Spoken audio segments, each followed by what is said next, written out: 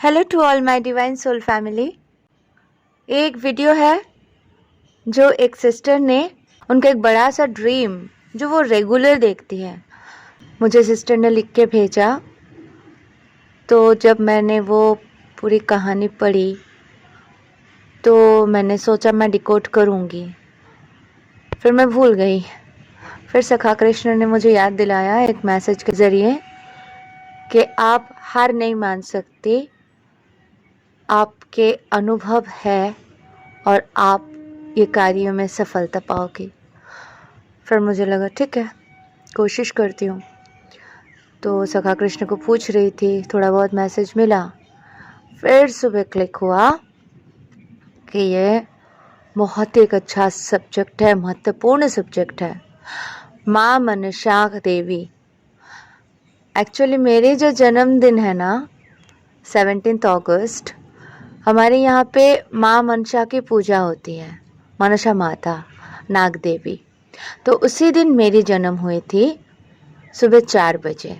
Mummy तो hospital में थी तो पापा ने पूजा किया था, तो मेरा नाम भी मनसा रख दिया गया था कि एक आंटी बुलाती थी, वहीं से मनसा, मनीषा, अनीशा ऐसा चलने लगा। बाद में जब मैं फिल्म इंडस्ट्री में गई तो मैंने उसको अनीशा कर दिया था। एनीवे, तो जो सिस्टर ने ड्रीम देखा वहाँ से स्टार्ट करते हैं। सिस्टर ने बताया कि उन्होंने ड्रीम में रेगुलर देखा और देखती रहती है, एक सफ़ेद साड़ी में, मुकुट में 5 सर्प है, एक देवी बैठी है, सिंहासन पर बैठी है, और उस देवी से कोई ना कोई ऐसी गलती होने वाली है जो कोई आके उसे चुनौती देते हैं कि आप ऐसे कुछ गलती करने वाले हो, और वो देवी उनके बातों को अनसुनी कर देती है और मन्नत नहीं देती, पर उनसे गलती हो जाती है। और फिर हरि विष्णु स्वयं, वो जो पर्सन उन्हें आके चेतावनी देते हैं कि ऐसा गलती मत करो, वो स्वयं श्री हरि विष्णु रहते हैं, जिनका स्माइल सखा कृष्ण जैसे उन्होंने बताया। विष्णुदेव और सखा कृष्ण एक ही है, पर सखा कृष्ण मुंद मुंद मुस्कुराते हैं। तो उन्होंने कहा था कि मैं वो स्माइल भूल नहीं सकती जो सपने में देखी थी, और ये यही समझाते हैं कि इसके पीछे कुछ रहस्य है। तो क्या है वो रहस्य? अभी हम अगर इसे एक पौराणिक कथा समझे या कहानी समझे तो हमें आदि अनंत में जाना पड़ेगा। ये मनसा माता,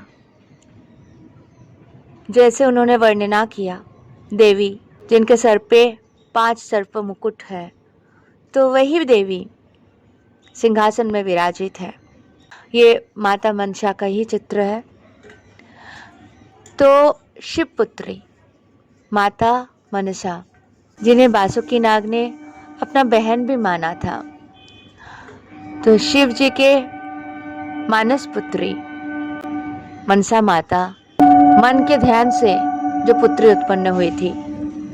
कहानी में था कि जब माता पार्वती महाकाली रूप में असुरों का विनाश कर रही थी, तभी गलती से वासुकी नाग के बहन की मृत्यु हो गई थी। तो वासुकी नाग बहुत ही दुखी रहते थे, इसलिए शिवजी ने एक मन की शक्ति से मानस पुत्री का जन्म किया। क्योंकि शिवजी उससे पूर्व हलाहल विष पान किए हुए थे, तो वो जो कन्या का जन्म हुई वो विषैली थी। उस कन्या को वासुकी नाग, नागलोक का राजा, अपने बहन के रूप में स्वीकार किए और अपने साथ पाताल लोक लेके गए। ये जो कन्या थी बहुत ही विषैली और बहुत ही शक्तिशाली भी थी, बहुत पावर था इनमें। पर ये कन्या जैसे ही बड़ी हो गई, इनको लगा कि मैं जब शिव पुत्री हूँ, शिव जी के पुत्र गणेश जी, कार्तिकेय जी जिस तरह से पूजे जाते हैं, मुझे भी पूजा पाने की अधिकार है, मैं भी शिव कन्या हूँ। सबको बोलने लगी, ज़बरदस्ती मेरी पूजा करो, मेरी आराधना करो, बलपूर्वक करने लगी। तो शिव जी को पता चला, शिव जी बुलाए, बोले ऐसा नहीं होता है, मेरा एक भक्त है, आप जाओ उनसे पूजा लो, अगर वो आपको पूजा करते तो पृथ्वीलोक में हर कोई आपके पूजा करेंगे। तो माता मनसा गई, शिव जी के उस भक्त को मनसा माता ने कहा कि मेरा भी पूजा करो। तो उन्होंने इनकार कर दिया, बोला मैं शिव भक्त हूँ, किसी और का पूजन नहीं करना चाहता। तो मनसा माता को बहुत गुस्सा आया और उनको अहंकार भी आया था कि वो शिवपुत्री है, इतनी पावरफुल है। मनसा माता ने बोला गुस्से में आके, आपको मेरा पूजा करना ही पड़ेगा, और अगर आप मेरे पूजा नहीं करते हो तो मैं आपके वंश को आगे बढ़ने नहीं दूंगी और आपके 7 पुत्र को 10 दूंगी। फिर भी उन्होंने नहीं माना, उनके 7 पुत्र को 10 दिया और 7 पुत्रों की मृत्यु हो गई। लक्ष्मीचंद्र लखिंदर, बेहुला लखिंदर के ऊपर कहानी भी है। तो लखिंदर उनका 8वां पुत्र था। उनका जिस दिन शादी हुआ, बेहुला एक बहुत ही अच्छी सती थी, बहुत ही पवित्र सती थी, उनके साथ शादी हुई थी। लेकिन मां मनसा ने शादी के रात को ही उनके पति को यानी लक्ष्मींदर को, जिन्होंने उनको पूजा नहीं किया था, उनके पुत्र को 10 दिया, उसकी मृत्यु हो गई। तो बेहुला शिव जी की आराधना करने लगी और बोली मेरे स्वामी को वापस कीजिए किसी भी तरह से। तो शिव जी को कोप आया मां मनसा पे, तो उन्होंने कहा ये क्या किया तुमने, तुम इनको इस तरह से कैसे पूजा ले सकते हो। तो फिर मां मनसा ने भी अपनी गलती का एहसास किया और माफ़ी मांगी, और माफ़ी मांगने के बाद शिव जी और विष्णु जी दोनों प्रसन्न हुए। मां मनसा ने अपने विष को वापस ले लिया लक्ष्मीचंद्र से यानी लक्ष्मींदर से, और लक्ष्मींदर को जीवित कर दिया और उनके बाकी के पुत्रों को भी जीवित कर दिया। तब शिव जी के भक्त ने शिव जी को बोले ठीक है प्रभु, मैं आपकी पुत्री की पूजा अवश्य करूँगा। और उन्होंने भी रियलाइज़ किया कि गलती उनसे भी हुई है, तो बोला मैं भी पूजा करूँगा। तो मां मनसा बोले आप पूजा मेरे अवश्य करो, लेकिन सर्वदेवता राइट हैंड से पूजा लेते हैं, मैं लेफ्ट हैंड से पूजा ग्रहण करूँगी, तो आप मेरे बाएं हाथ से पूजा कर सकते हो। तो उन्होंने फिर माता को माता मनसा के बाएं हाथ से पूजा किया और माता प्रसन्न हुई, और इस तरह से माता पूजने लगी धरती पर। स्वयं विष्णुदेव ने पहली बार उनके पूजा किए थे और शिव पिता ने भी उनको ब्रह्म ज्ञान दिए थे। चमत्कारी थी ये माता मनसा। हरिद्वार में हर के पेड़ी घाट है ना, उसके पास में मनसा माता के सबसे बड़ी दिव्य मंदिर है। लाखों श्रद्धालु जाते हैं वहाँ पे दर्शन के लिए, और बहुत ही पूर्णता से माता की पूजा होती है। किसी का भी सर्पदोष होता है या कुछ भी होता है वो भी कट जाते हैं माता के आराधना करने से। ब्लैक मैजिक और ये सारे चीज़ों जिस पे प्रभाव करते हैं वो भी माता मनसा की आराधना करे, प्रे करे, तो माता मनसा उनको अवश्य वरदान देती है। पूजा करे तो शापकुल उन्हें छूते भी नहीं है, ऐसे माता का आशीर्वाद होते हैं। तो आर्थिक स्थिति किसी के दुर्बल हो, वीक होते हैं, तो माता मनसा माने मनी ब्लॉकेज दूर करने में सक्षम है। ब्लैक मैजिक में भी असर नहीं होता है अगर माता मनसा के आप आराधना करते हो। तो ये तो थी कहानी। अब ये कहानी के साथ सिस्टर की सपने की क्या ताल्लुकात है जी।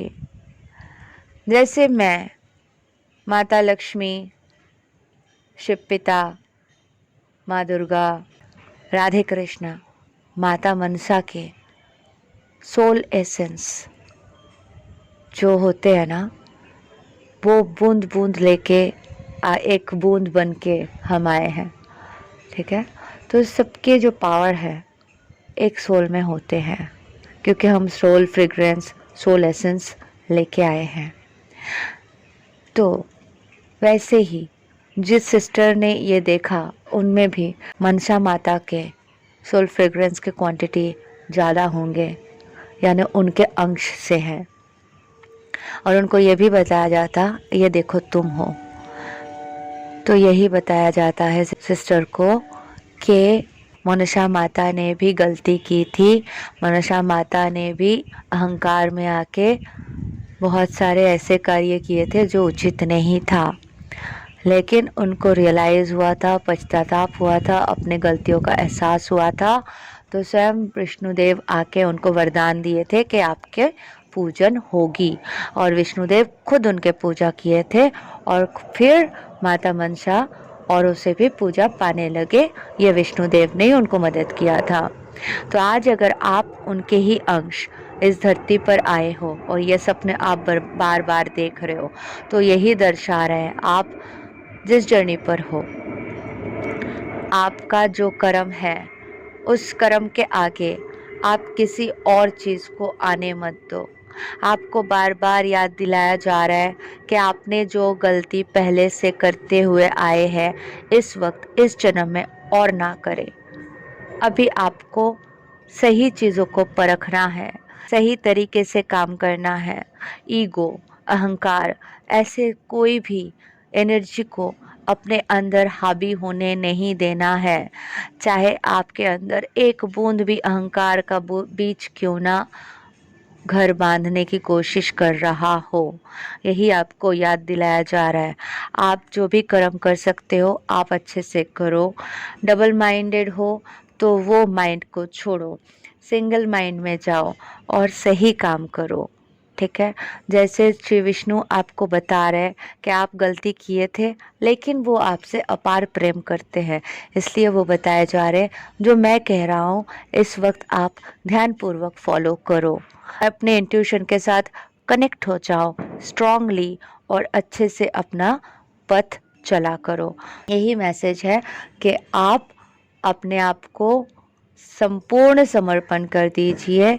सखा कृष्ण आपको मार्गदर्शन कर रहे और करते रहेंगे, और आप बहुत अच्छे से अपना इनर वर्क कीजिए, ध्यान कीजिए। आप मेरे डांस क्लास में भी ज्वाइन किए हो तो वो भी अच्छे से प्रैक्टिस करें और अच्छे से करते रहें। तो यही है, जो भी काम करो लाइफ में बैलेंस करो, कोई भी चीज़ छोड़ना नहीं है। अगर आप पढ़ाई में इतना ज़्यादा स्ट्रांगली ध्यान दे रहे हो तो एक्सरसाइज, डांस, ये सब भी बहुत इम्पॉर्टेंट है। तो बैलेंस बनाएं, ये भी सखा कृष्ण का मैसेज है। Thank you so much. इसलिए मैंने वीडियो बना दिया कि आप सबको भी थोड़ा आइडिया हो जाए कि किस तरीके का सपने आते हैं और जर्नी के बारे में क्या क्या दर्शाते हैं।